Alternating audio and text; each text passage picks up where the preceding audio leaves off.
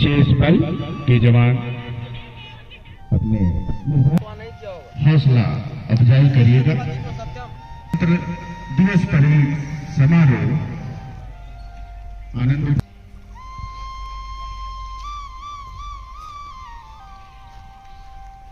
Parade महिलाएं, जवान एवं अधिकारीगण 400 मीटर रिले रेस, मटका फोड़, हास्य कुश्ती और म्यूजिकल चेयर उनके सामने किया जाना है।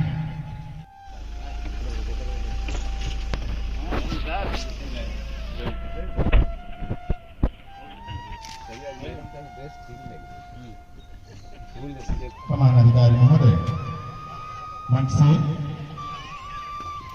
मंच पर पहुंचने वाले जिस समय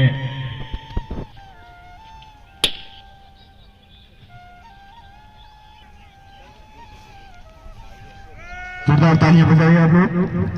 ध्वजारोहण पूरा हो चुका है।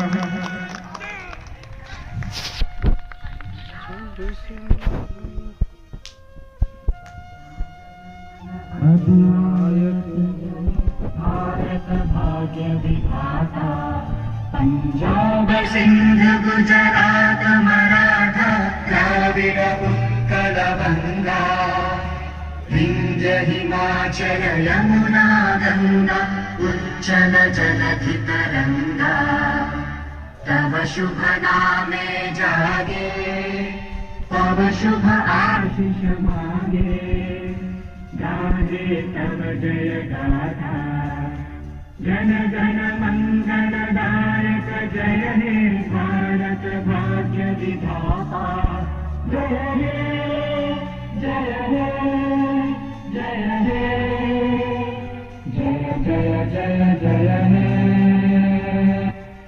भारत माता की जय, भारत माता की जय, भारत माता की जय। महोदय से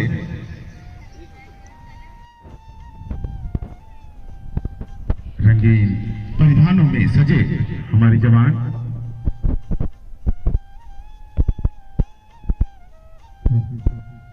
को कमांड कर रहे हैं। निरीक्षक उत्तम ने और एक दुआई के उप निरीक्षक राजेश कुमार, 1 नंबर प्लाटून उप निरीक्षक दिनेश मलिक।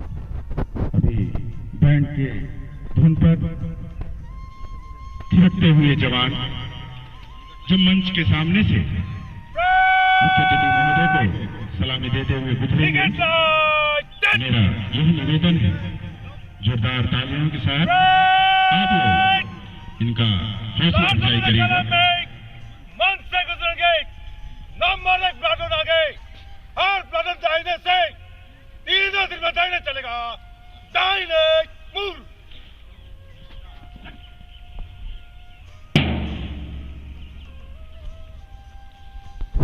हमारे रेलवे सुरक्षा विशेष बल के जवान चल बैंड के धुन पर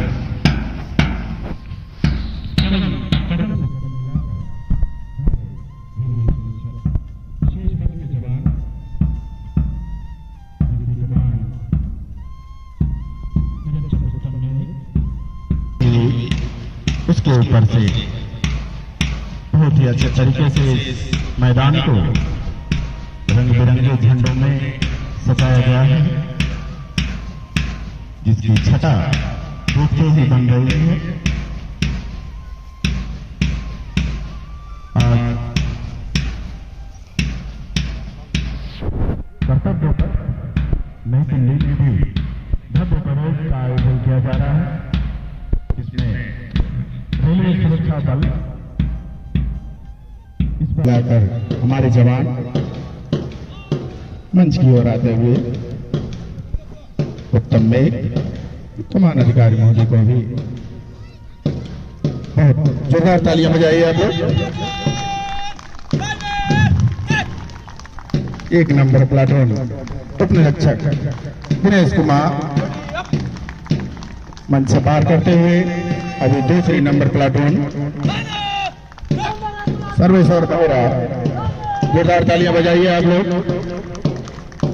बहुत ही रंग बिरंगे संधानों में सजे हमारे जवान 3 नंबर प्लाटून ASI तपस राय मन से गुजरते हुए 4 नंबर प्लाटून RK यादव। आज के इस भव्य परेड में बहुत ही शानदार तरीके से उन्हें शुभकामनाएं प्रेषित करता हूं। उनके लिए गर्व की बात है कि आज इस अवसर पर उनको बैंड की धुन पर थिरकते हुए हमारे जवान फिर से अपनी जगह पर पहुंच चुके हैं।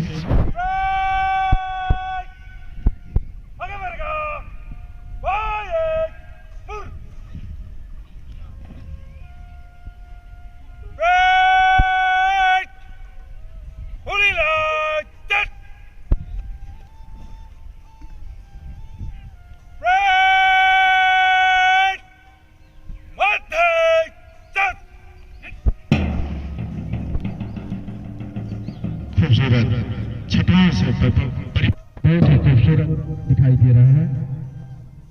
सभी दल सदस्यों ने अपना भरपूर योगदान दिया है।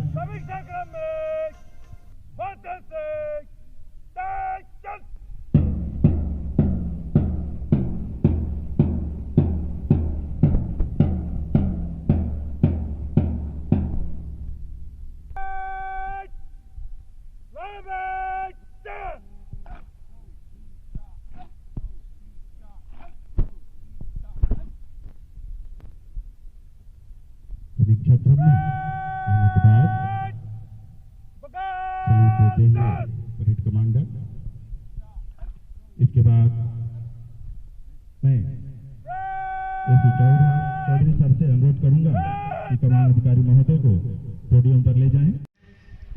सैन्य सहायक महोदय, सहायक सह महानिदेशक महोदय, रेलवे सुरक्षा विशेष बल के अधिकारीगण, जवान, उनके परिजन, आज राष्ट्रीय पर्व के अवसर पर मैं आप सभी को हार्दिक धन्यवाद और बधाई देना चाहता हूं।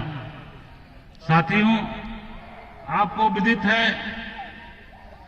हमारा देश 15 अगस्त 1947 को स्वतंत्रता प्राप्त करने के पश्चात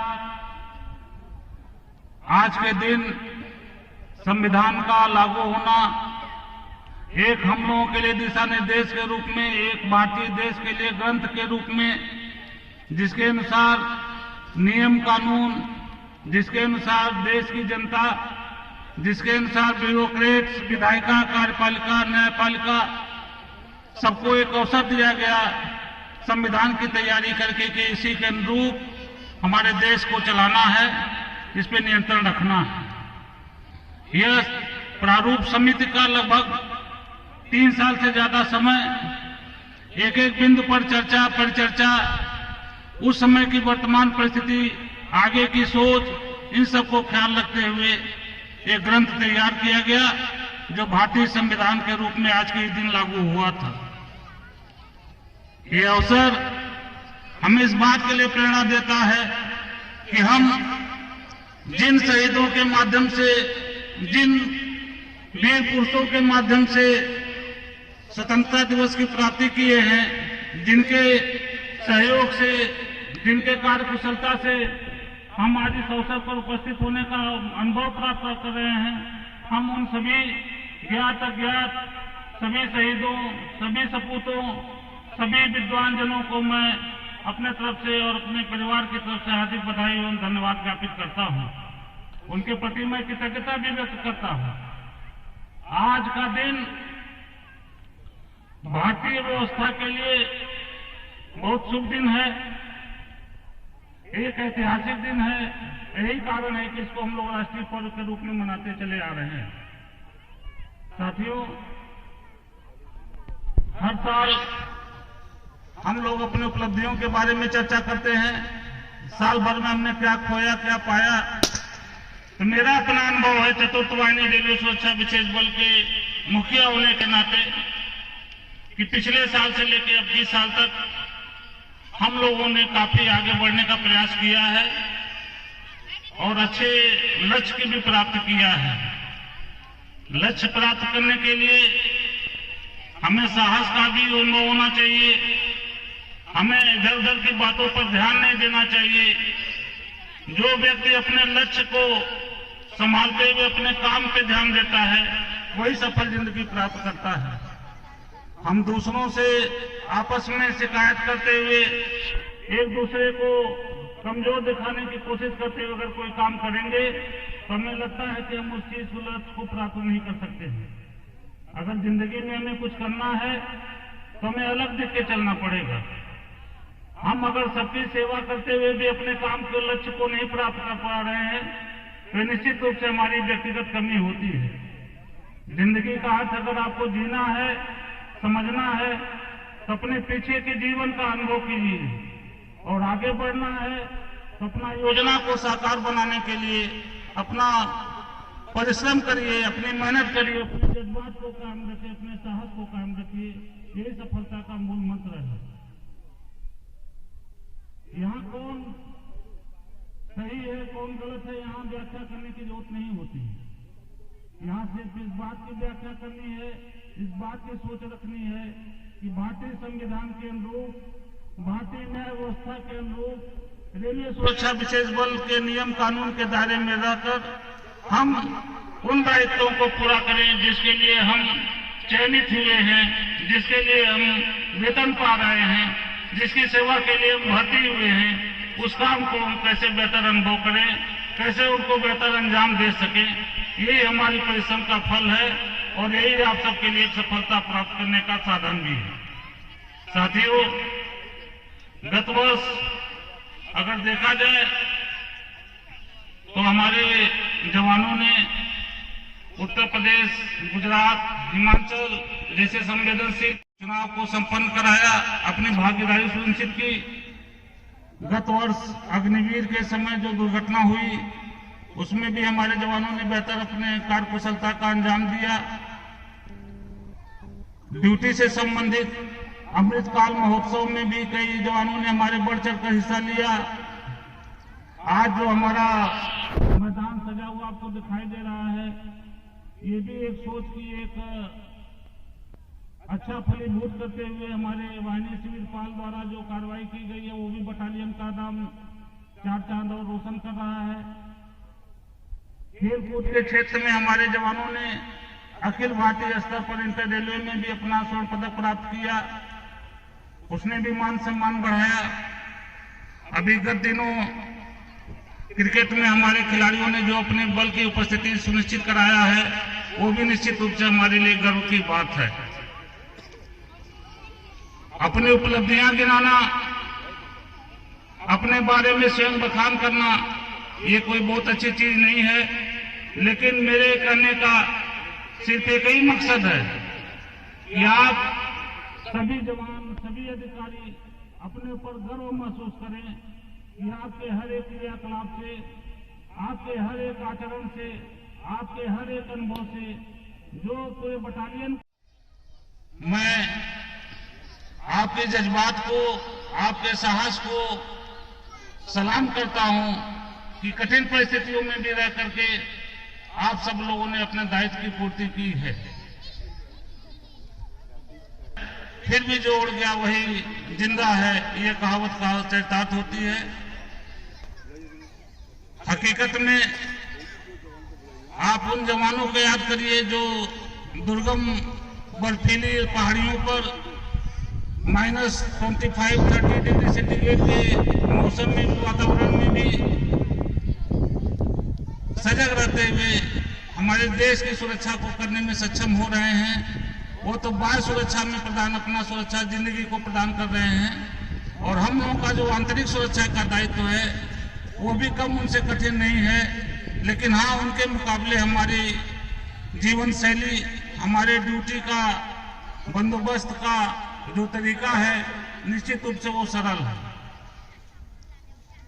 हमको इस अवसर पर और प्रतिज्ञा करना है और आगे बढ़ने की तमन्ना रखता है और हर एक चीज को हमको वो चीज जो अच्छी लगे उसको साकार करना है। उस साकार को बनाने के लिए हमें दृढ़ संकल्प की जरूरत है, हमें इच्छा शक्ति की जरूरत है, हमें अपने को और मजबूत बनाने की जरूरत है, अपने अंदर साहस को जगाने की जरूरत है कि हाँ मैं भी कुछ कर सकता हूँ। आज देखिए भारतवर्ष को आजाद करते हुए आजाद हुए 75 साल होने के उपरांत कितना खुशी की अनुभूति हो रही है कि आज स्वदेशी तोपों से हमारे झंडे को सलामी दी जा रही है। अभी तक जो आत्मनिर्भर हम लोग बन रहे हैं ये हमारे लिए बहुत बड़ी उपलब्धि है, देश के लिए बहुत बड़ी उपलब्धि है।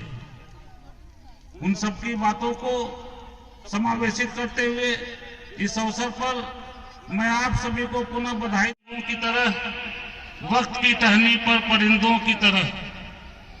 तो ये सब चीजें समय चलायमान है।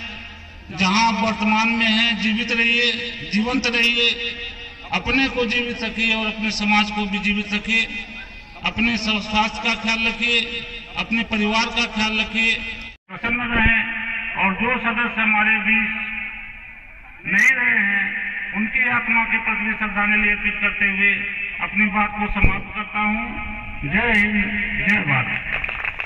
तालियां आप लोग बजाइए।